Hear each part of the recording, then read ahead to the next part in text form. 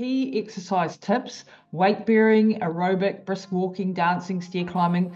Do these most days, and then resistance training, lifting weights or using bands 2 to 3 times a week, aiming for heavier loads that you can safely do. Combining these activities create micro stress on the bones that trigger new bone formation. Now, there's also some advanced therapies and peptides. So beyond exercise, several advanced therapies show real promise for bone. Red and near infrared light therapy, hyperbaric oxygen therapy. Check out collagen supplements. Other supplements that you should have on your radar: ensure adequate magnesium. If there's one supplement that I recommend in the whole universe and I can't have anything else, it would be magnesium. Hi everyone, Lisa Tamati here, and welcome back to my channel. And today we're going to be talking about reversing bone loss in women 50 plus. This is also valid for the men out there as well, but osteoporosis is something that hits women particularly after menopause. And we're going to be going into some of the drug ways that you can support your bone strength and what you can do. And this is something I'm quite passionate about. My own mother had a hip fracture at the age of 82, and she was very, very lucky to survive that. Osteoporosis or low bone density affects millions of women over the age of 50 and greatly increasing fracture risk. For example, roughly 1 in 5 older women dies within a year after a hip fracture. I'm going to say that again. Roughly 1 in 5 older women dies within 1 year after a hip fracture. So this is one of the major killers of older people. And this is also for men, as I said. When you fall, you break your hip and you're in your 70s or your 80s, that can be a death sentence within months. There is so much that happens in the recovery process, and things like pneumonia and infections and hospital problems, surviving the operation, so many things that can go wrong. The rehabilitation journey is so hard, a lot of people don't make it back. So this is something that's really important for you to take note of and not just brush off as being not important. And osteoporosis really starts when you're younger. If you're a younger woman who is missing periods, for example, that is not a good thing. If you're on certain hormone contraceptives and things, that can interfere with your ability to make bone as when you were younger, and this can have implications for later on in life, and so on and so forth. So there's a lot of things to be thinking about. Someone who's an ultra marathon athlete for decades, that can have a detrimental effect. Things like steroid medications. I was an asthmatic as a young person and as a kid on steroids all the time, my whole childhood. That will have impacted my risk for osteoporosis as well. So this is something that a lot of us need to be thinking about a little earlier than we possibly are.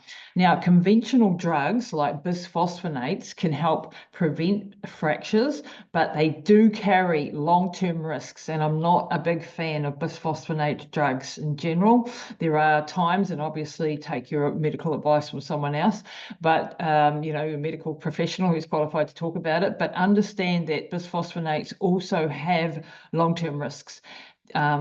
Certainly with my own mother, when she had a hip fracture, she was given a bisphosphonate infusion, and she nearly died of the infusion. Now, hers was a particularly complicated case because she has a complicating medical history, but the very next day she nearly died. So, you have to be really careful. That's not a usual case, but atypical femur breaks and jaw osteonecrosis are certainly things that you have to be careful of. What basically happens with bisphosphonates is you are increasing the making of the bone, which is a good thing, but you're stopping the breaking down of the old bone. So you get more, it's like having a bunch of bricks stuck in your house, but they're not mortared into the wall. They're not actually, they're denser, but they're not actually stronger. Okay, so when you are recommended to take bisphosphonates, go and do a deep dive into what actually happens with bisphosphonates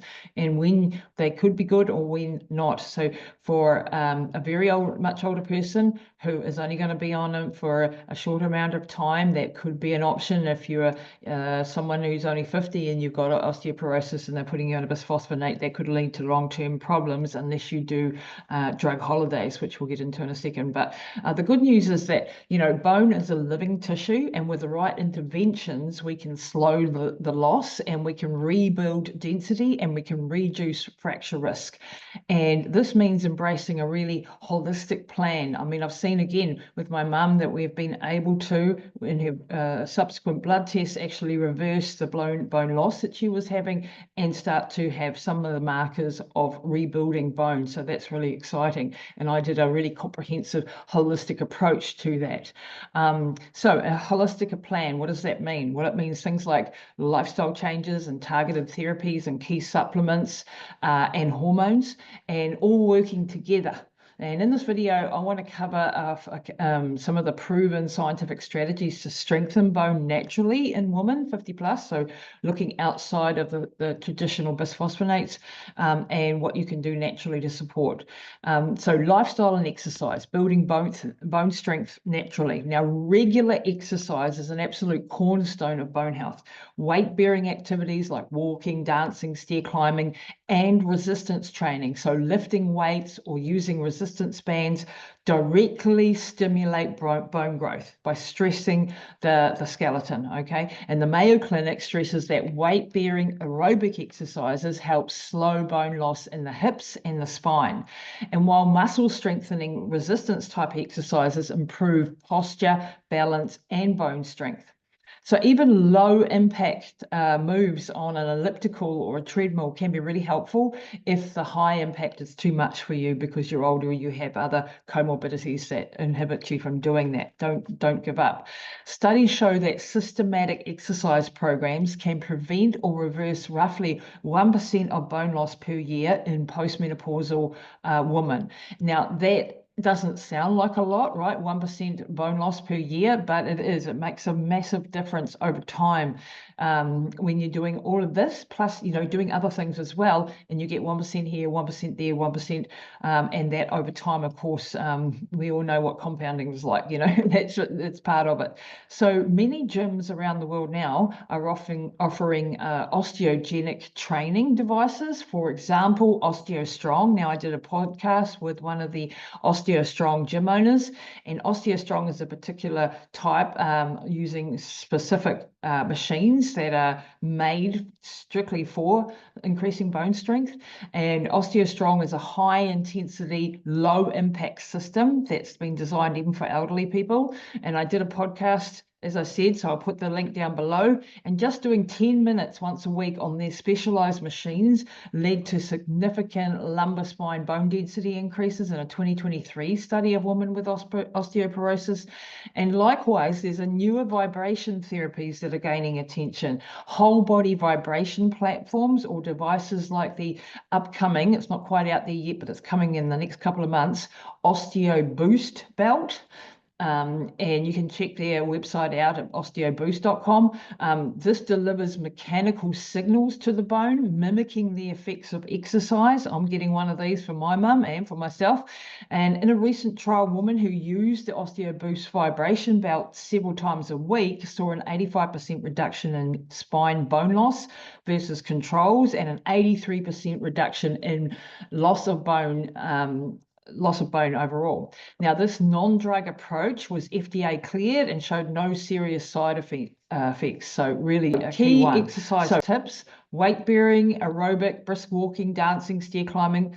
Do these most days, and then resistance training, lifting weights or using bands 2 to 3 times a week, aiming for heavier loads that you can safely do. So make sure that you maybe work with a personal trainer or someone who's qualified to help you do that, especially if you're new to exercise. You don't want to overdo it. You don't want to hurt yourself. Impact moves like jogging or even jumping rope if you're capable of that, aerobics or building bones if your joints allow. So the vibration or the Osteoboost Belt, consider supervised whole body vibration sessions, or the Osteoboost Belt as an adjunct. And combining these activities create micro stress on the bones that trigger new bone formation. It's just like all the other hormetic stresses that we do, like sauna, like hyperbaric oxygen therapy, like exercise in general. We do these things that cause an actual breakdown of the muscle fiber of the bone, but that actually stimulates the body and triggers the body to go and build more of that thing, whether it's more muscle or more aerobic capacity, or and so on and so forth. Okay, so we want to do these hormetic stresses. Now, there's also some advanced therapies and peptides. So beyond exercise, several advanced therapies show real promise for bone. One of these is hyperbaric oxygen therapy. Now, I own a hyperbaric oxygen therapy clinic. I'm an absolute fan of hyperbaric oxygen therapy. It's saved my mum's life. I love it. I use it as regularly as I can. So you're breathing about 93% oxygen in a pressurized chamber, and the different clinics go to different levels. So 1.5 to 2 atmospheres, 2.5 atmospheres, depending on where you go, that do different pressures. But these boost blood flow and they boost bone healing. And animal studies suggest that hyperbaric oxygen therapy enhances bone microstructure and counters inflammatory bone loss. And the next one I want to put on your radar is red and near infrared light therapy. I also have that, photobiomodulation, it's also called, also have a clinic with that. And that's also proposed to stimulate mitochondrial activity in the bone cells. And early research notes that it may help with bone density, though more human trials are needed. Now, these therapies are generally safe and can be explored, so that's something for you to have a look into. Another cutting edge area is peptide therapies. For example, teriparatide, or Forteo as it's also known, which is an FDA approved injectable peptide that builds bone. And in clinical trials, it increased spine bone mineral density by 6% over 18 months. That's amazing. And so that's something that you could ask your doctor about instead of bisphosphonates. Now, I'm in New Zealand. When I asked for that, they said you had to be on the bisphosphonates for a couple of years before they would consider putting my mother, in this case, on teriparatide, and it's quite an expensive drug. So depending on which territory you live in, which country you are, as to your ability to get that, but it is, in my opinion, something that should be looked at first before bisphosphonates. Now, the problem with teriparatide is you do have to inject yourself every day, and the treatments, goes over 18 months. So, that you have to sort of deal with that as well. But for this is something to definitely look into. So even small improvements can greatly strengthen bone microarchitecture. So there's another peptide that I like too, and that's called MK677, or ibutamorin. And this is a growth hormone secretagogue, and it's under investigation. And a year-long trial found that MK677 increased markers of bone formation and turnover in older adults, producing changes consistent with increased bone remodeling. And in that study, women on 25 milligrams of MK677 daily had a modest increase in lumbar spine bone mineral density. And while that's not quite definitive, these results suggest higher growth hormone and IGF-1 from the MK677, and that may be why it's stimulating bone formation. We probably need more studies on that, but that's a really exciting one to look out for. We've used that with mum as well. And even looking at other things that increase growth hormone and IGF-1, like colostrum, we actually have a product called Rejuvenate Pro that increases growth hormone and IGF-1 through the use of a very powerful extract of colostrum and immune defense proteins, which is a whey extract with 50 bioactive whey proteins in it. And these are also going to stimulate that growth hormone and IGF-1 pathway. So that has not been studied for bone, but that could be the, if you're looking at a mechanism, that would be one to be looking at, things that improve your growth hormone. So in summary of the advanced options, you've got hyperbaric. So emerging evidence, again, suggests that it can aid bone healing in inflamed or injured bone. That red or near infrared light may enhance cellular repair in bone. but human data is a little bit limited there. The peptides, teriparatide, proven to significantly increase bone mineral density and osteoporosis, and the growth hormone secretagogues, agents like ibutamorin, boost growth hormone or IGF-1, and have shown modest gains in bone mineral density and bone turnover. I dare say it would be really interesting if they did a study, and I'm not aware of one, but on CJC ipamorelin, CJC 1295 ipamorelin, or some of the other growth hormone secretagogues. That would be an interesting one to see whether they have an impact, but I'm not sure about that. Always obviously discuss this with your doctor, as some of these things also require prescriptions and clinical oversight. Now, let's go and look at some of the bone supplements that you can be thinking about. And then the first one, of course, everybody talks about calcium, but I'm not a fan of calcium. I'm not a fan of taking calcium. I've interviewed Dr. Thomas Levy a number of times on my podcast, and he is absolutely against most of the calcium supplementation. He has actually written a book called Death by Calcium. And he, really warns against just going overboard with calcium. We always think as calcium, I take my calcium, it goes to my bones, but it's not quite as simple as that. We do need calcium in our diet, but we want it out of our food more than we do out of supplements. So one exception that might play a role there is a plant source calcium called algae cal, and this has clinical support behind it. And in one 7-year study, women taking algae cal, which is an algae-derived calcium plus vitamins and minerals in it, had a linear 1.04% increase in bone density per year, and over 7% in total compared to an expected minus 0.4% loss without it. And in another trial found that algae cal formulas often combined with strontium produce significant bone mineral density gains in 6 to 12 months. So again, one to look into. Now, actually, Dr. Doug Lucas, who has a very good he has a very good YouTube channel, and he teaches a lot on osteoporosis. I'd definitely go and recommend checking out Dr. Doug Lucas's channel. He's an osteoporosis specialist, and notes that algae cal is the only calcium supplement that's clinically supported to increase bone mineral density. The advantage is its synergy of 16 nutrients alongside the calcium. So you've got magnesium, you've got boron, you've got zinc, you've got vitamin D3, K2, vitamin C, etc., which work together to build the bone. And you can check that all out at algaecal.com. And this multi-nutrient approach is safer and more effective than taking calcium alone. As Dr. Levy points out, when you take calcium, it can get into the cell, and that can cause a lot of other problems. The calcium can get to places where you don't want it, rather than getting into the bone. And that brings me on to another good combo, and that's vitamin D3 and K2. The reason we take the K2 with it is to help it get into the bone, the calcium into the bone. And vitamin D3, K2 is another proven combo. So the D3 enhances the calcium absorption and the bone formation, while the K2 in the form of MK7, there's two types of K2, you can have MK4 or MK7, both good, but MK7 in this case, directs the calcium into the bones and prevents vascular calcification. We don't want that, okay? And in a randomized controlled trial of postmenopausal women, D3 or K2 alone each produced small spine bone mineral density gains versus calcium alone, but combined D3 and K2 gave the greatest benefits. And after 2 years, women on both D3 and K2 had significantly higher spine bone mineral density than any other group. I'm also a fan of really checking out your genetics, because as I'm a genetics practitioner, and I know, like in my own genes, for example, I have terrible vitamin D genetics.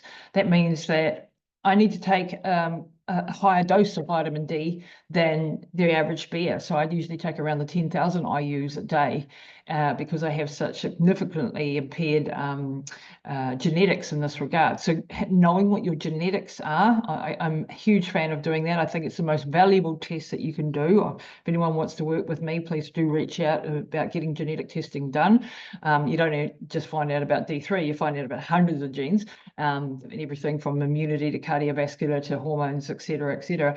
But in this case, that information was gold to me, because then I could actually put that in. And I also suggest that you get regular blood tests done to see where your vitamin D levels are, so you don't overdo it and don't underdo it. Because a lot of people are underdoing it. They're taking their 1,000 IUs a day and thinking that they're all good, but they may not be getting anywhere near what's needed. So put that one on your radar. Also crucial for not just your bone density, but your immune system, and many processes in the body require vitamin D. So yeah, we're coming into winter over here, and the flu season and all of that sort of jazz. You definitely want your vitamin D levels up on the higher end of the normal lab ranges, I would suggest, not at the lower end. Other studies also confirm that K2 suppresses spinal bone loss on its own. And in short, taking vitamin D3 daily along with the K2 to ensure that the calcium is used properly in the bone is a really good idea. The next one is vitamin E, and in particular a form called tocotrienols. Now, I've done a 2-part podcast with Dr. Barry Tan, who's a tocotrienols and vitamin E expert scientist. Been studying it for 3 decades. And this is a form of antioxidant, and vitamin E has been shown to be bone protective. And in a rat model of estrogen deficiency, we'll get onto that too in a bit, tocotrienol dramatically reduced the high bone turnover rate and prevented bone loss. And so human trials are pending, but these data suggest that tocotrienol-rich supplements, for example, the annatto or palm-derived tocotrienols, go and see drbarrytan.com for more information on that, or check out my podcast below. I'll put them in the list below. Could help preserve bone by quelling oxidative stress. The next one I want to put on your radar is collagen peptides. This is our bones are made up of collagen, not just calcium, right? They have a big component of collagen, and this is a really, an important one. So the bone matrix is 30% collagen, and it declines with age. Not only, good for your bones, though, it's good for your skin, it's good for your cartilage, lots and lots of things. So recent human studies show promise. 1 year of daily collagen peptide supplements significantly increased lumbar spine and hip bone mineral density and boosted a marker of bone formation in postmenopausal women. Remarkably, the benefits persisted at a 4-year follow-up. In other words, it stayed there, and more research is needed, but adding hydrolyzed collagen, in particular types 1 and 2, may provide the building blocks for new bone matrix. Okay, so check out collagen supplements. Other supplements that you should have on your radar: ensure adequate magnesium. If there's one supplement that I recommend in the whole universe, and I can't have anything else, it would be magnesium. It's a super important cofactor for so many processes in the body, including your bones. So magnesium, really important. There are different forms of magnesium for different things, but make sure you're getting your adequate magnesium. Get it checked in your blood levels regularly. Make sure that you're on the upper end of the lab ranges, not at the bottom end of your lab ranges, right? Vitamin C, which again, I've done tons of podcasts on vitamin C, and that helps in collagen synthesis. And Dr. Thomas Levy talks about this. Again, I've done a couple of podcasts with him. He is Mr. Vitamin C. He's written the book Curing the Incurable, which is just a phenomenal read. I highly recommend it. But vitamin C for the collagen synthesis, both for your skin and for your bones, really important. And then trace minerals like boron, strontium, and zinc as part of a bone building plan. And avoiding high-dose calcium pills without the co-nutrients. So studies show that extra calcium alone does not reduce fractures, and may raise heart risk. Okay, really important. So always pair your calcium with D3, K2, magnesium, and vitamin C for that synergy. And that's where, like things like the algae cal do that in a beautiful way. So the next section is on hormones and bone health, and this is another critical piece of the puzzle. Hormone balance is critical for bone. Estrogen is the dominant bone hormone for women. It helps you build peak bone during young adulthood.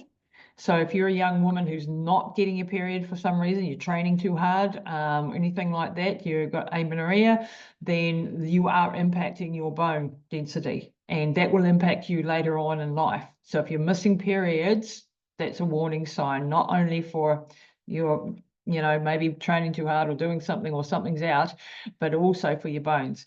And it helps, so maintaining physiological levels maintain bone by preventing rapid resorption.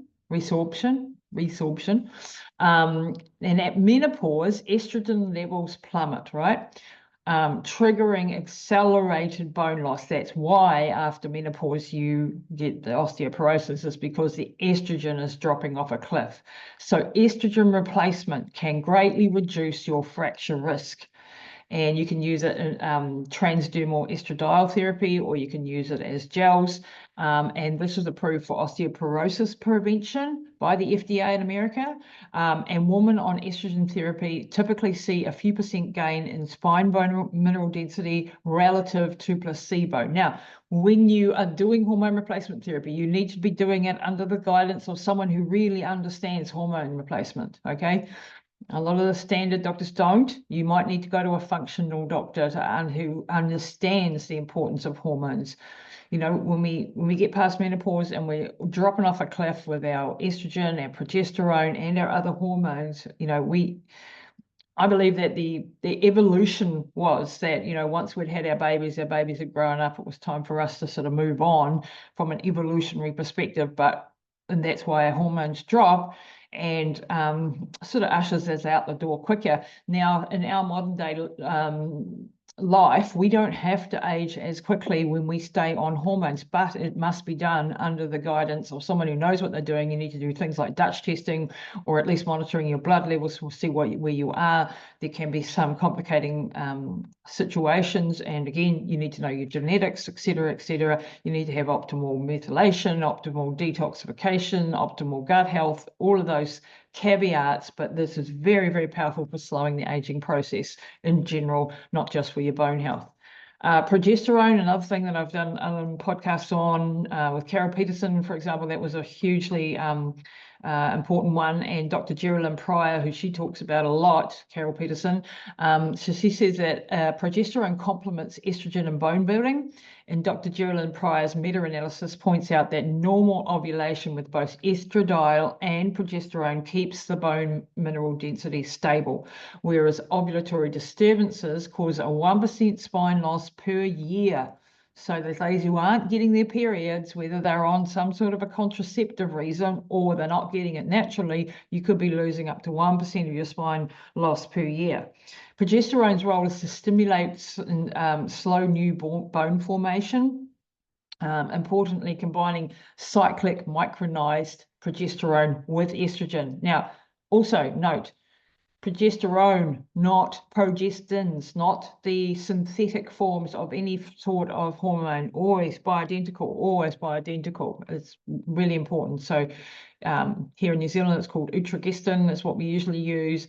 Yeah, really important point as well.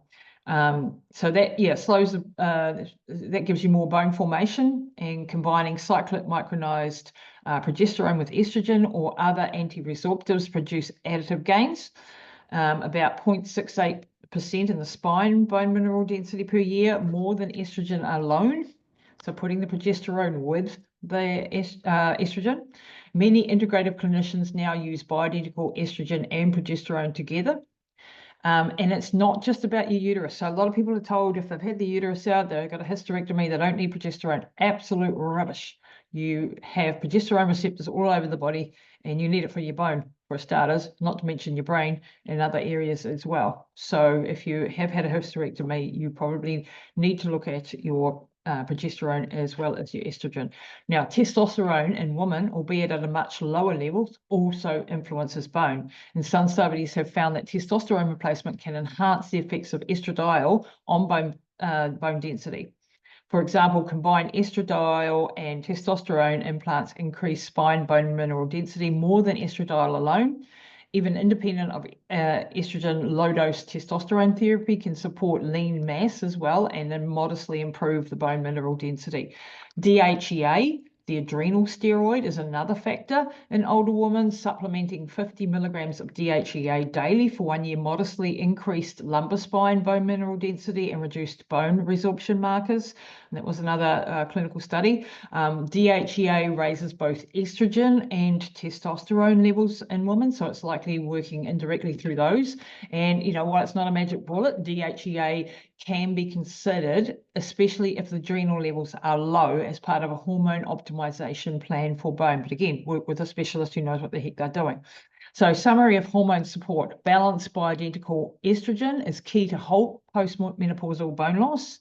Always pair it with the appropriate progesterone for additional bone formation effects, and don't neglect androgens like testosterone and DHEA, which further support bone mass in women. Conventional medication pros and cons is the next section. So it's important to acknowledge the role of prescription osteoporosis drugs, but also their drawbacks. So bisphosphonates like alendronate or Fosamax or Reclass or zoledronic acid, etc., reduce fracture risk. But they work by slowing bone resorption, but long-term suppression of turnover can lead to abnormal bone quality. After 5 years on bisphosphonates, the risk of rare atypical femoral fractures, which are stress-type breaks in the thigh bone, rises sharply. Oral bisphosphonates can also irritate the esophagus, and all bisphosphonates carry a risk of jaw osteonecrosis.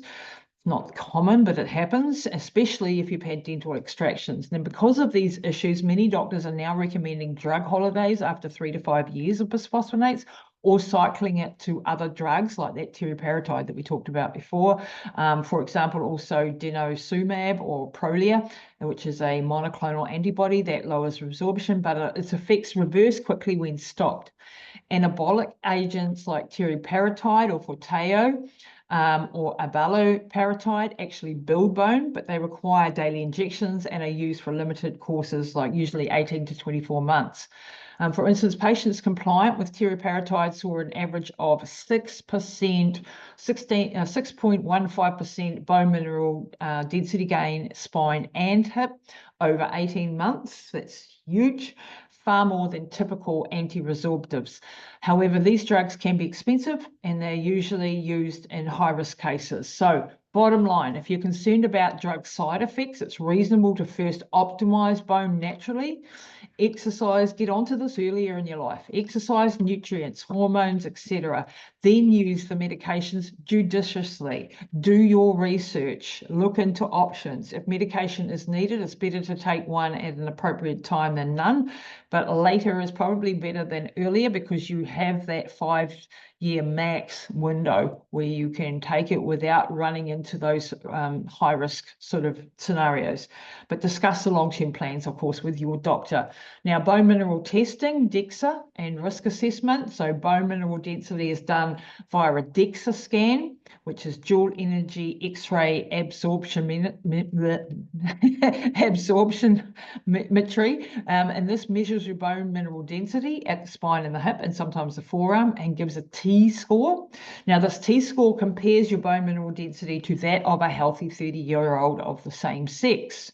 By the WHO criteria, a T-score is either 1 below is normal, or -1 to -2.5 is osteopenia, which is low bone mass, and then below 2.5 is osteoporosis. Okay, so that's the classification. For example, a T-score of -2.7 in the spine qualifies as osteoporosis. If you've already had a fragility fracture, a T-score higher than -2.4 can still warrant an osteoporosis diagnosis and treatment. Now, the T-score is the main diagnostic number, but there are nuances to that. And the related disease score compares you to age-matched norms, which is useful in younger or atypical cases. And modern DEXA machines also offer vertebral fracture assessment to detect silent spine fractures, and trabecular bone scores, or TBS, which evaluates bone microarchitecture architecture. And in practice, your doctor will combine your T-scores with risk factors, your age, your family history, your steroid use, etc., to estimate your actual fracture risk. And the FRAX tool, F-R-A-X tool, is widely used. It uses your femoral neck T-score plus clinical factors to compute 10-year probabilities of hip and major fractures. In the US, guidelines suggest treatment if T is equal to or minus or more than -2.5, or if osteopenia, which is 1 to -2.5, -1 to -2.5, is accompanied by a 10-year hip fracture risk of equal to or above 3%, or a major fracture risk above 20%. Okay, so I think that's probably enough for today. Oh, I did want to just mention glucocorticoids or steroids and bone loss. So chronic steroid use is one of the strongest secondary causes of osteoporosis. Even low doses of prednisone, say 5 milligrams a day for several months, can cause rapid bone loss and fractures. And steroids suppress bone formation, increase resorption, and impair calcium absorption. The Belgian Bone Club guidelines emphasize that prevention of glucocorticoid-induced osteoporosis must begin as soon as therapy starts. So if you've been put on a steroid, you start being proactive, all right? This means implement weight-bearing exercises, ensure adequate calcium, vitamin D intake, consider bone protective medication from day one. In fact, guidelines suggest 1,000 to 1,200 milligrams of LG-Cal, that would be a good one, or taking vitamin D and using the drugs, but only I think if you're a little bit older and you really need to, but just being proactive with what you are doing. So if you have to be on steroids for things like asthma or arthritis, work with your doctor to mitigate the damage. Take the lowest effective steroid dose, exercise regularly, avoid smoking, and get your DEXA scans more frequently. And some doctors add, medications in as a preventative measure. I'm not such a fan of that. But the key takeaways, steroids accelerate bone loss very quickly, so double down on all protective measures. Go and also read that book, Death by Calcium. So the nutrient synergy and death by calcium. It's critical to understand that calcium works in concert with other nutrients. So simply taking calcium pills without the vitamin D, K2, magnesium, etc., is not enough and can be harmful. And board-certified cardiologist Dr. Thomas Levy argues in Death by Calcium that excess calcium supplements may contribute to vascular calcification and heart disease. And he points out that many studies found no fracture benefit from high-dose calcium alone, and even an increased risk in cardiovascular death in some men. So Levy's remedy is to focus on vitamin C and other antioxidants to combat oxidative stress and bone collagen, rather than blindly loading calcium. This highlights an important principle. So bone building is not just about calcium. You need the full matrix, D3 for absorption, K2 to direct bone calcium into bone, magnesium and boron, cofactors like vitamin C for collagen formation, and trace minerals like zinc and copper for bone cells. And that LG-Cal is a very good one for doing that. So in summary, don't rely on calcium tablets alone. Use a comprehensive supplement or a rich diet that provides all the cofactors that the bone needs. And this multi-nutrient strategy avoids the loose calcium problem, which supports true bone matrix. So I hope this has been really beneficial for you today. Please do like and give us a subscribe, hit the notification bell, share this with just one person if they found that you got a lot of gems out of this one session. Please consider subscribing to the channel and sharing it with other people who could benefit. Thank you for your time today, and we'll see you again soon.